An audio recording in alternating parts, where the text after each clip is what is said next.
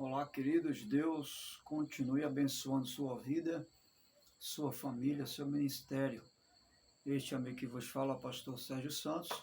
Estamos aqui de volta no nosso canal, à luz das Escrituras. E, desta feita, dando continuidade à nossa disciplina Profetas Maiores.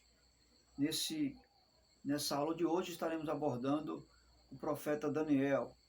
E podemos dizer o quinto livro dos profetas maiores, profeta Daniel. Nós temos Isaías, Jeremias, Lamentação de Jeremias, Ezequiel e agora Daniel. São os profetas, ou os livros proféticos que compõem os profetas maiores do Antigo Testamento. E aí, na sua totalidade, nós sabemos, né, são 17 profetas, juntando os profetas menores, que são em número de 12, mais 5 profetas maiores, 17 profetas nós temos. Muito bem, queridos, nós já abordamos a respeito do profeta Isaías, a respeito do profeta Jeremias, de Lamentação de Jeremias, também Ezequiel, e agora estamos abordando a respeito do profeta Daniel. A princípio, se você tem o livro, você pode verificar na página 125. E se você não tem o livro, você pode nos acompanhar desde o primeiro capítulo do profeta ou do livro de Daniel. O autor é o próprio Daniel, né? E a data é 536 a 530 a.C. Alguns vão dizer, alguns historiadores vão colocar uma data entre 600 a.C., 605 a.C., mas é essa a probabilidade de data que se tem, ok?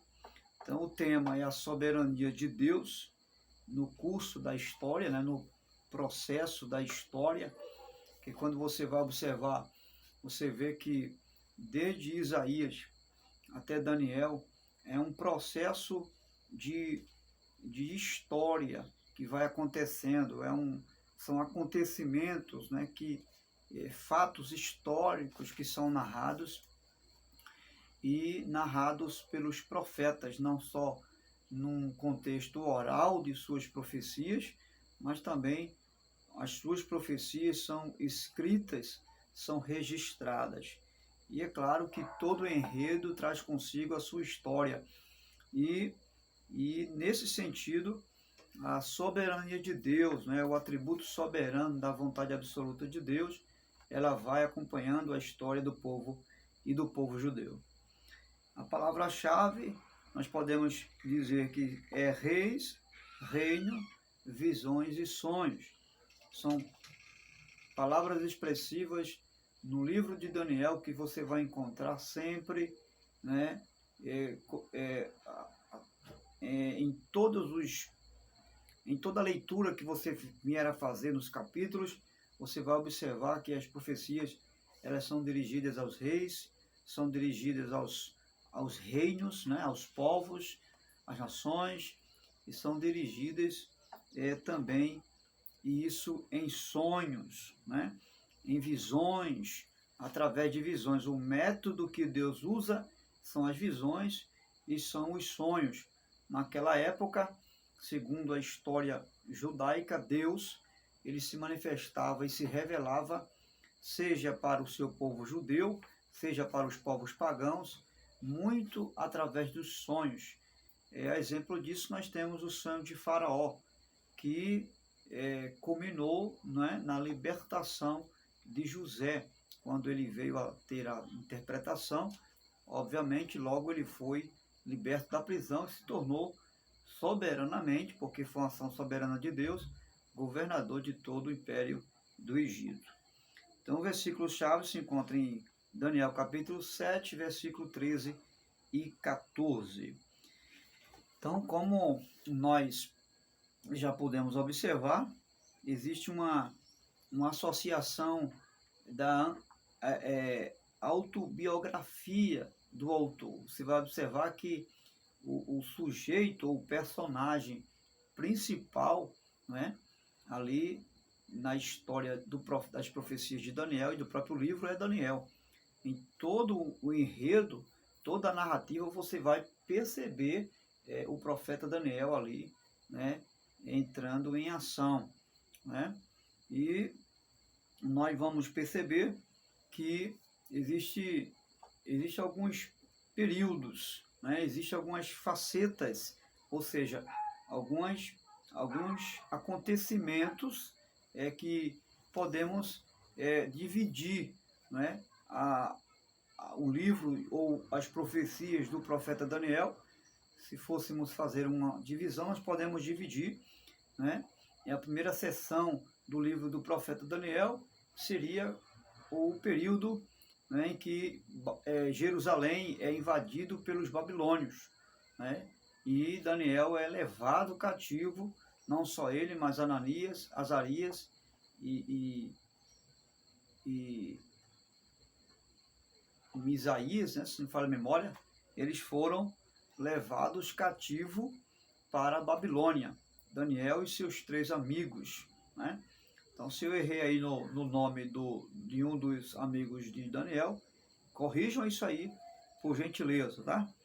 Então, às vezes a memória dá aquela falha, né?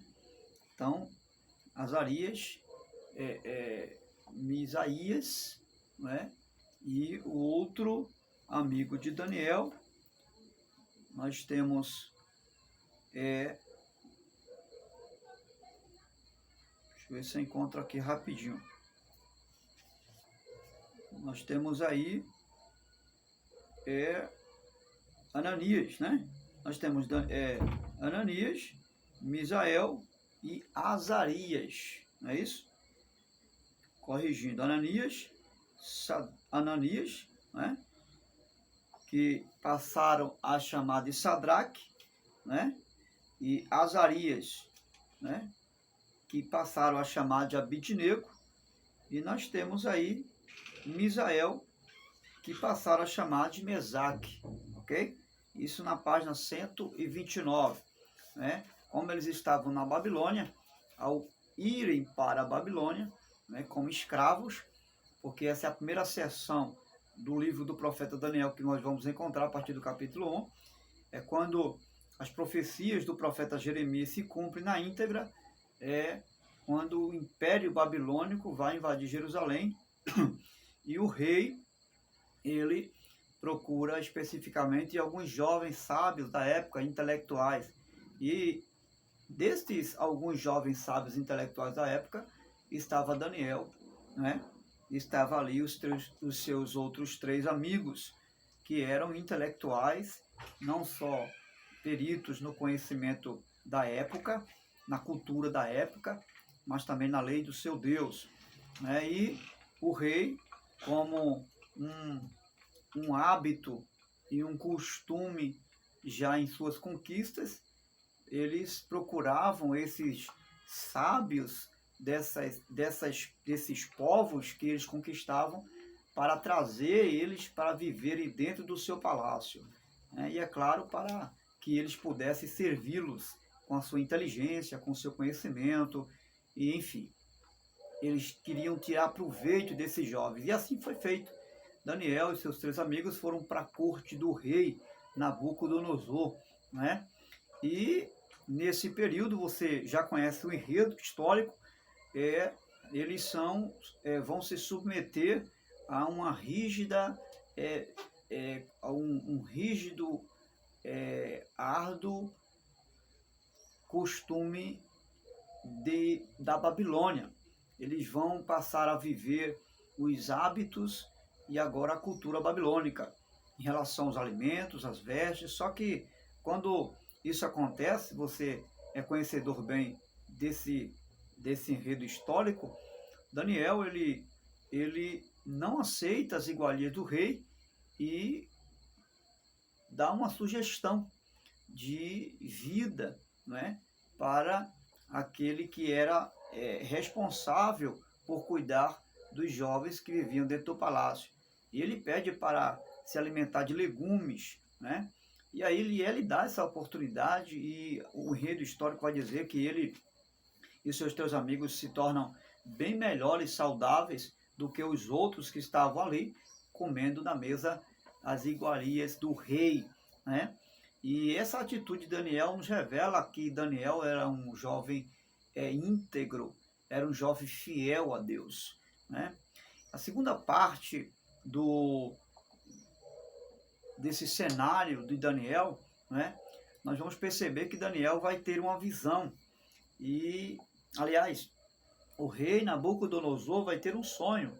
E esse sonho que o rei Nabucodonosor vai ter, né, é exatamente a revelação que Deus vai dar em interpretação ao profeta Daniel a respeito dos 4 impérios que haveria de vir consequentemente nos dias posteriores ou nos anos posteriores.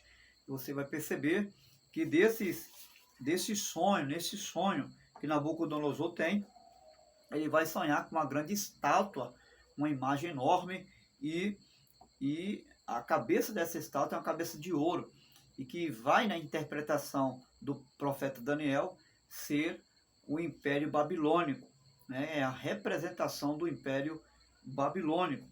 E a segunda parte do corpo dessa estátua é os braços de prata, que vai representar os medos e os persas.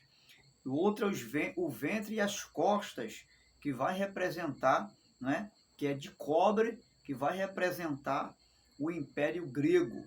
E por fim, as pernas de ferro, que vai ser uma representação, uma linguagem simbólica de um outro império, que é o Império Romano, né, do qual vai se culminar, inclusive Israel vai ser dominado até a chegada do Messias, que é Jesus, no Império Romano.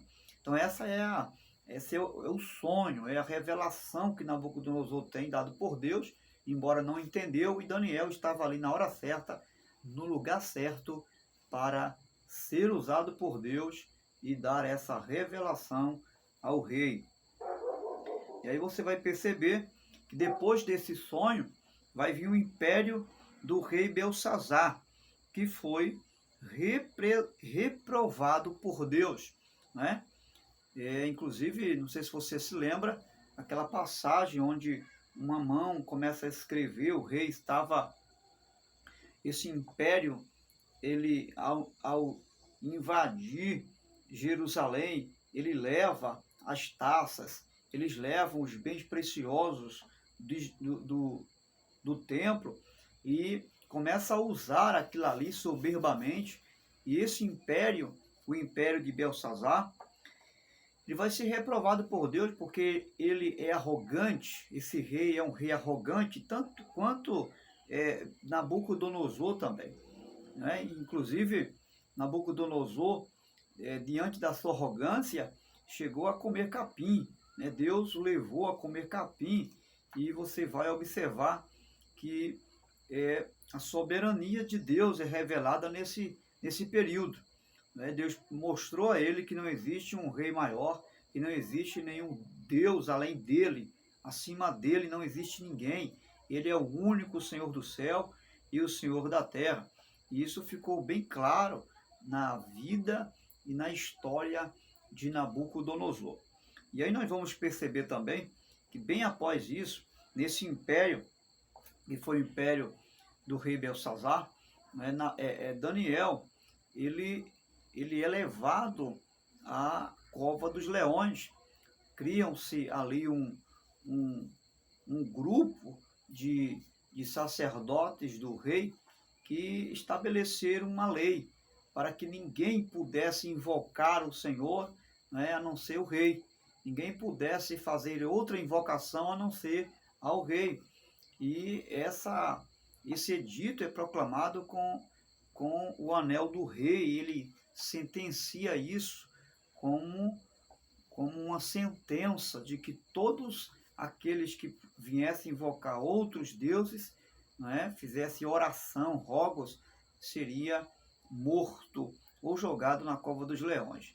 Né? Como Daniel não se voltou atrás a respeito da sua posição como homem de Deus, ele continuou orando ao Senhor, continuou invocando o Senhor, e a narrativa histórica vai dizer que o Senhor o livrou. E aqueles que se levantaram calúnias contra ele é que foram jogados na cova dos leões. De contrapartida, nós vamos ter aí um outro cenário nesse período, né? Nesse período vai entrar em cena o rei Ciro, né? Que é mais conhecido como rei Dario. E o rei Ciro é aquele rei que invade, não é, o império de Belsazar, o império babilônico, e por baixo dos rios, porque essas cidades eram muradas, muros fortificados, e ele, com muita inteligência, né, de guerra, arquitetou esperar as águas do rio que passava pelas muralhas da cidade baixarem, e quando aconteceu isso, eles invadiram e tomaram Babilônia para si. E é interessante entender e observar que Daniel já estava lá. Daniel já estava na Babilônia, não é? E recebendo assim as revelações de Deus sobre tudo o que haveria de acontecer. Eu quero parafrasear aqui algumas características do livro do profeta Daniel com relação a alguma semelhança, melhor dizendo, com relação ao livro do Apocalipse. Não é? Por quê? Porque as profecias de Daniel, ela vai se dirigir e vai ter um norte para o futuro. Não é algo que vai acontecer para o presente, mas é algo que está sendo revelado para um acontecimento futuro. E todas as profecias que Daniel vai profetizar, e em visões, ou em sonhos, ou em interpretação, como ele interpretou a estátua de ouro, como interpretou a mão que escreveu Mene, Mene, Tekel, Upharsin, né? Dizendo que o rei foi reprovado e o seu reino também, e outras interpretações, as visões que ele vai ter à beira do rio Tigre, né? Com simbologias, né? Com figuras ilustrando uma mensagem de Deus ao povo daquela época, mas há uma revelação que iria se cumprir. Você vai ver que existe uma semelhança muito grande do livro de Apocalipse, do qual escreveu o apóstolo João. Mas a outra característica também, o aspecto, podemos dizer, do livro do profeta Daniel, é que o profeta Daniel, ele vai ter em suas profecias não apenas profecias revelando o juízo e a sentença de Deus sobre as nações, povo de Judá e Israel, mas sobre outras nações também. É exemplo de 7 nações do qual o profeta Ezequiel havia profetizado acerca do juízo de Deus sobre as 9 nações, melhor falando, que estavam ao redor do povo de Israel e do povo de Judá. E é lembrando a você que eu falei isso lá no início do vídeo sobre introdução aos profetas maiores, que Deus, ele não levantava os profetas apenas para se dirigir ao povo de Israel, mas também ao povo Judá, mas a outros povos também. Lembra?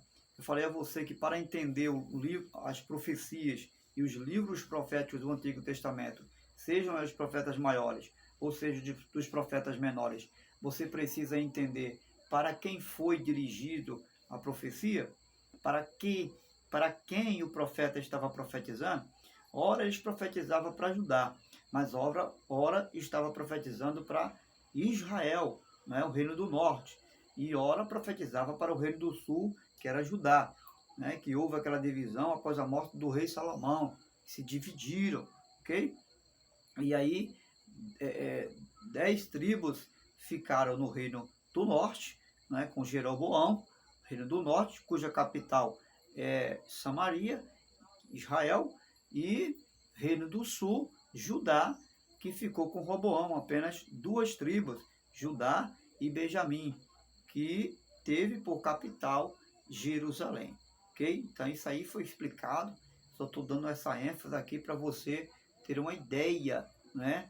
Para entender que as profecias do profeta Daniel também estavam relacionadas aos outros povos pagãos, do qual a promessa que Deus fez a Abraão de que dele descenderia uma grande nação, essa promessa não só de bênção terrena, mas de salvação, embora eles não tinham esse conceito de salvação naquela época, mas Deus já havia projetado no seu plano divino a salvação do seu povo na pessoa bendita do Messias, que é Jesus. Então, nesse sentido, a promessa também está ligada às outras nações e ao mundo inteiro. Tanto é que em uma das palavras de Deus a Abraão, ele disse: em ti serão benditas todas as nações da terra, ou seja, todas as famílias da terra.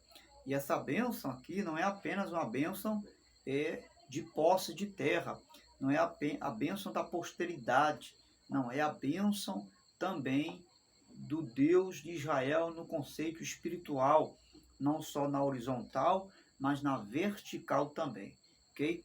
Então isso é muito importante você entender que as profecias não são lançadas apenas para Judá, reino do sul, e Israel, reino do norte.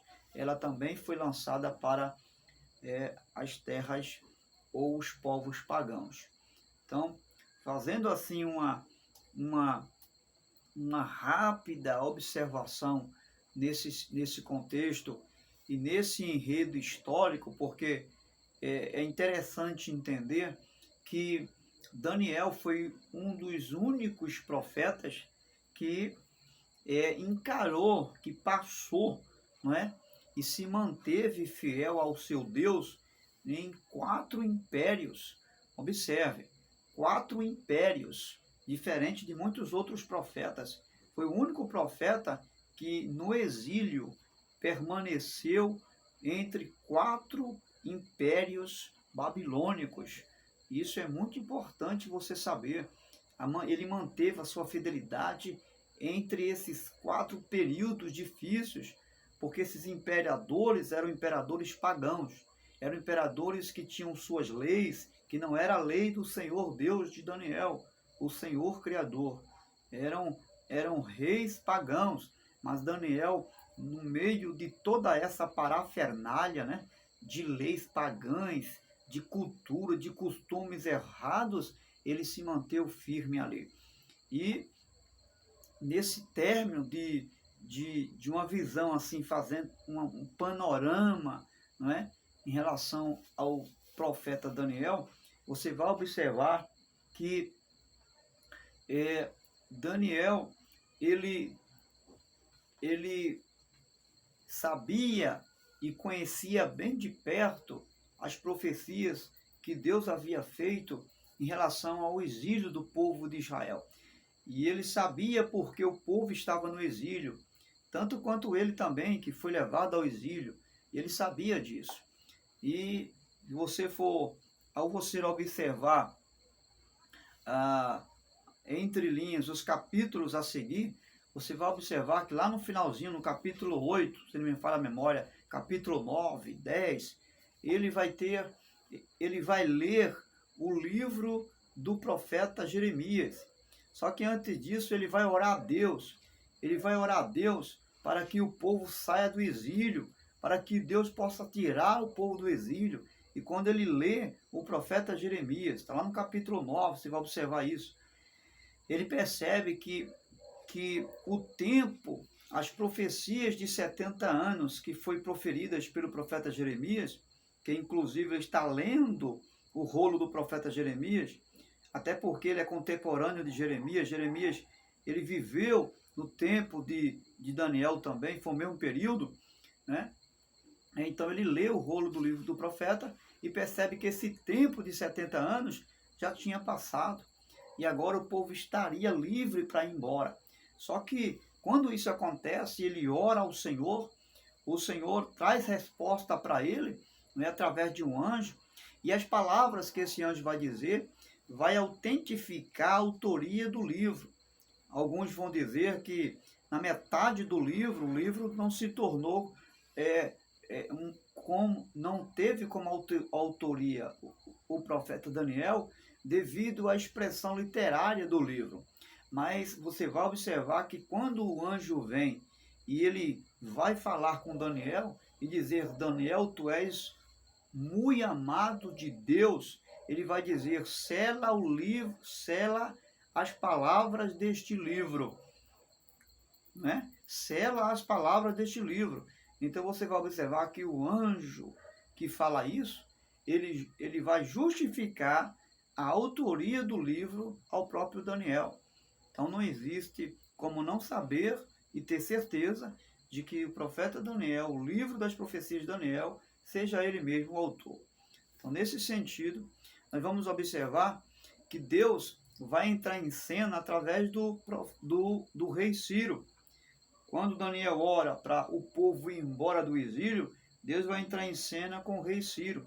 E o rei Ciro vai agora assumir Babilônia, inclusive o próprio Deus.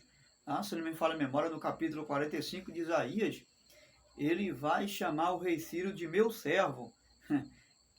Que coisa interessante, não? Um homem pagão, idólatra, mas que Deus agora vai usá-lo e vai dizer que ele é o servo dele, que vai ser usado instrumento para libertar o seu povo. E é isso que acontece.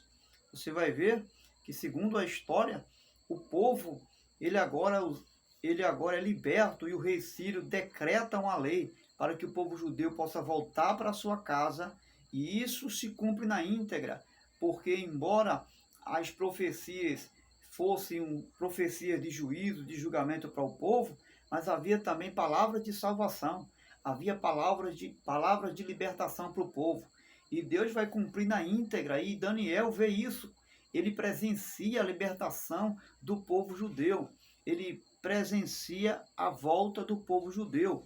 Embora quando o rei Ciro liberta o povo e manda eles embora para sua terra, ele não vai.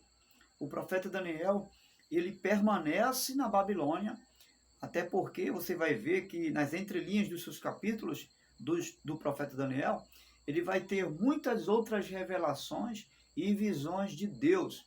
Mas Daniel, ele não volta para Jerusalém como foi o povo judeu nos meados das 3 levas, ou seja, foram 3 vezes que o povo foi.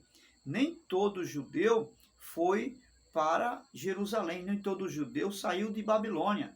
Alguns permaneceram, o exemplo do profeta Daniel. Há uma exceção, né? Abrindo parênteses, e Daniel é uma exceção nesse sentido, porque ele permaneceu para cumprir uma tarefa de Deus, cumprir o seu chamado e o seu ministério profético na Babilônia. Para isso, Deus colocou ele ali e levantou ele ali no exílio para isso. Então, houve um propósito divino, soberano, né? Percebe que agora o livro, ele tem como palavra-chave a soberania de Deus na história, porque em tudo isso houve um propósito de Deus na vida do profeta Daniel. Que coisa, não? Então, você vai observar que a primeira leva, quem vai levar os judeus para Jerusalém, é o líder Zorobabel. E ao chegar lá, Zorobabel vai erguer o templo, que não havia templo, o templo estava destruído, ele vai erguer um novo templo, e ali é estabelecido agora o templo ao Senhor. A segunda leva, que o rei Ciro manda o povo embora, quem vai conduzir é o escriba Esdras, e Esdras vai levar a segunda leva de judeus para Jerusalém. Ao chegar lá, havia apenas o templo, mas não havia estabelecido ainda uma lei, a lei para servir no templo, a lei para sacrificar, as leis de cerimônia de culto. Então Esdras agora vai com essa função, com esse objetivo, e estabelece as leis de culto, e muitas outras leis são estabelecidas. Embora em meio a esse cenário, o povo, eles têm alguns conflitos, mas isso a gente vai ver em outra ocasião. A terceira leva de judeus que volta para Jerusalém no cumprimento profético do cumprimento das 70 semanas, que alguns vão dizer vão dizer que são 7 dias, outros vão dizer que são 7 semanas, numa linguagem figurada, mas são 70 anos de fato. O que acontece? O outro líder que vai levar os judeus para Jerusalém chama-se Neemias, e é onde vai surgir o livro de Neemias. Ele vai registrar esses acontecimentos. E quando Neemias volta, já está construído o templo e se estabeleceu as leis do templo. Mas não existe muros e nem portas de Jerusalém. As portas e os muros estão caídas. Então, quando Ciro dá ordem para ele levar essa leva de povo judeu, agora ele chega para construir os muros e levantar as portas de Jerusalém. E aí você já sabe, são 12 portas, né, que estão cercando Jerusalém e os muros que foram levantados por Neemias. E é nesse contexto que se encerra aí o livro do profeta Daniel. Lembrando que esse é o contexto do período em que se encerra as profecias do profeta, ok? Nós vamos encerrando por aqui. Que Deus abençoe você, que você possa ter compreendido em nome de Jesus. Um grande abraço, bons estudos. Se for preciso, ouve 2, 3, quantas vezes for preciso, mas compreenda à luz das Escrituras a respeito desse profeta dinâmico e homem de Deus. Deus te abençoe.